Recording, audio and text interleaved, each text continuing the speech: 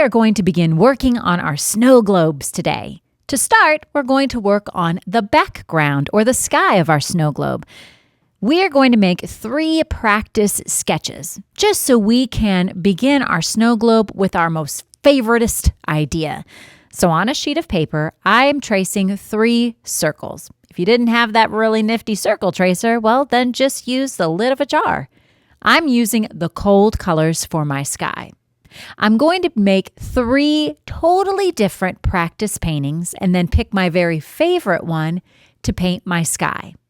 The first thing I'm going to do is experiment a little bit. And right now I'm experimenting with something called wet on wet. Wet on wet painting means that your paper is wet. That's why you saw me put just water on the paper. And then of course you already know that the paint is wet too. Painting wet on wet gives a really cool effect when you're using watercolor paint because the wet paint spreads out over the water that you've put on your paper. I really like the look of this for my snow globe. I'm going to practice 3 totally different ways of painting. That way I have a good idea of which one I'd like to use for my snow globe. Now that I'm almost finished for my wet on wet, I'm trying to think of what I could do for my next circle. How about a series of lines? So for this one, I think I'll start with a curved or a curvy kind of line. If you do this one, you could do a series of straight lines like stripes, zigzag lines, wavy, or curvy kind of lines. I did not paint the entire circle with water first, so this one is not considered wet on wet. But if you'll notice, when I put that blue beneath the purple stripe, the 2 colors start to blend together a little bit. When you're using watercolor, sometimes people call that bleeding, which sounds a lot more dramatic than it actually is. And it makes for a really beautiful painting. I'm letting all of my colors slowly bleed and blend together without taking my paintbrush and mixing them all up. Speaking of your paintbrush, remember, as you're painting, your paintbrush is like a ballerina. She's always on her tippy toes. You should never, ever have your paintbrush scooting around or scrubbing your paper. Nobody wants to go to the booty scootin' ballet, so keep that paintbrush on her toes. For this last one, I think I'm going to paint a series of spirals. So I will again keep my paintbrush ballerina really on her tippy toes so she can make a really thin and fine line. When I'm done with these 3 practice sketches, I'm going to pick my most favoritist one to add to my background of my snow globe picture. I really liked the wavy one that I painted second, so I think I'm going to go for that. Maybe even change it up a little bit. You don't have to copy your practice sketch exactly. Sometimes sketches will give you an entirely new and different idea, and you should definitely go with that. So now I'm working on a much larger circle. I might need to move on to a bigger paintbrush. It's always important to pick the right brush for the job. I'm using a round or a pointed brush. It's a medium or a larger kind of size because my circle is a little bit bigger. I'm blending my colors a little bit and having them bleed together. If you want to, you could try painting a line and then tilting your board. You'll notice that there's going to be a little bit of dripping that might happen. You might like the look of that. Of course, you don't have to paint your board like mine. You might end up doing something like the spirals or even better, an idea completely your own. I can't wait to see your beautiful background. When you're finished and it dries, you might want to consider adding a little bit of Mod Podge mixed with glitter, yes, I said glitter, to that background to make it shimmer for your snow globe. While your circle's drying, we can start to work on a new painting. This one will be for your buildings that we're going to draw. I'm using all of the colors now, so I went ahead and woke up all of the colors of paint. I'm going to make 2 different stripes on my paper of the same color. One will be light, one will be dark. That means one will have a light value, one will have a dark value. To do this, I'm using a flat brush this time, not a pointed one. I'm painting 1 vertical stripe of color. Then to make a darker value, I'm simply putting more paint on my brush by dragging my brush across the watercolor paint. never ever digging into the watercolor paint. Now that I'm finished, I can start to draw my building designs. To make a building look 3D, simply draw 2 diagonals and 1 vertical. Like an arrow, you got it. Now that I have that, any lines that I draw underneath have to match the top of the arrow.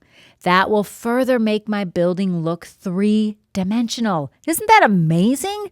Art is pretty stinking awesome because you can take a piece of paper that's flat and create an optical, that means eyeball, illusion. That's fancy talk for magic.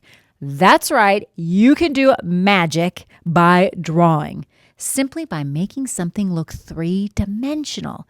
Suddenly, your paper went from being flat to having a 3rd dimension form.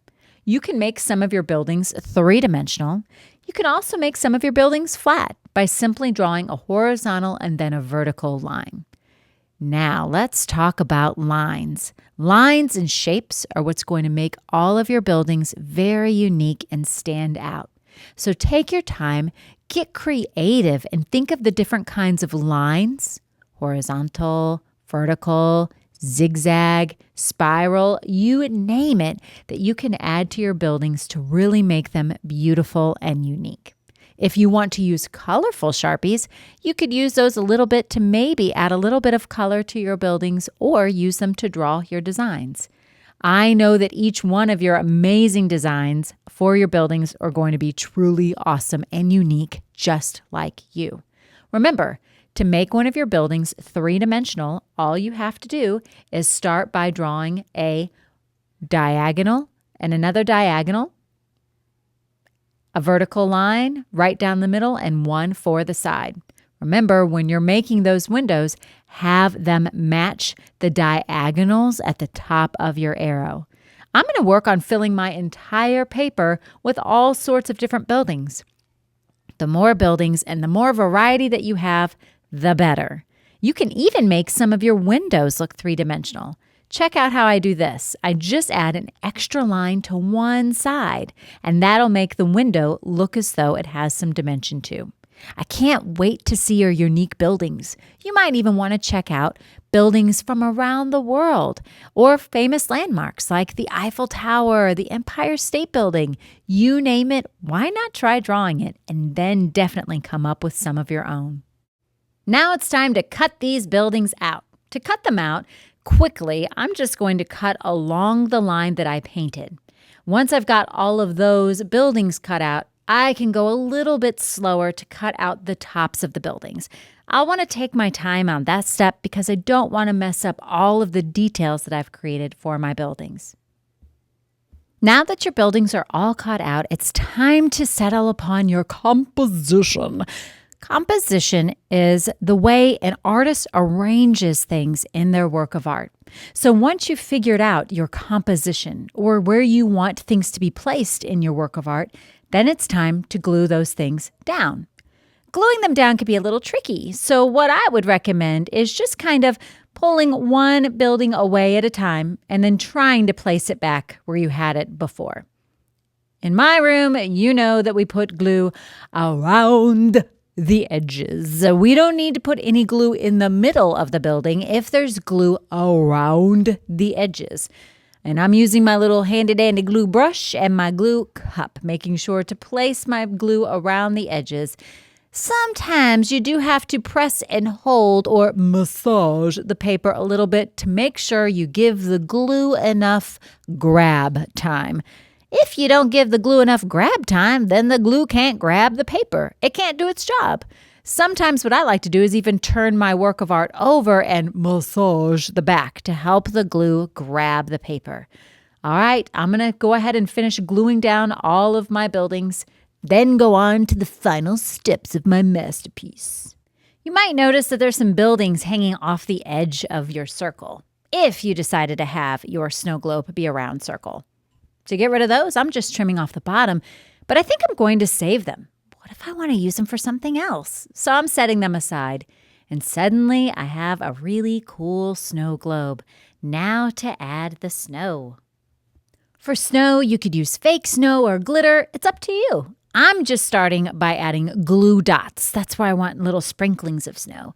And maybe along some of the lines of the building, I can add a little line of glue. I don't want to add too much of my glitter to my design because then you won't be able to see my beautiful buildings. So I'm just kind of adding some lines here, some lines there for where I plan to add my snow. So now comes the sprinkling of the snow. I'm just going to sprinkle that on there, and you'll notice I'm doing this now inside of a tray. That'll make it so I don't have all of the snow all over my room, even into the month of July. So make sure if you're doing this step that you are doing it inside of a tray or a box or something that can capture some of that glitter. Ooh la la. If you want to, you could even add a base to the bottom of your snow globe. I can't wait to see the finished result of your masterpiece.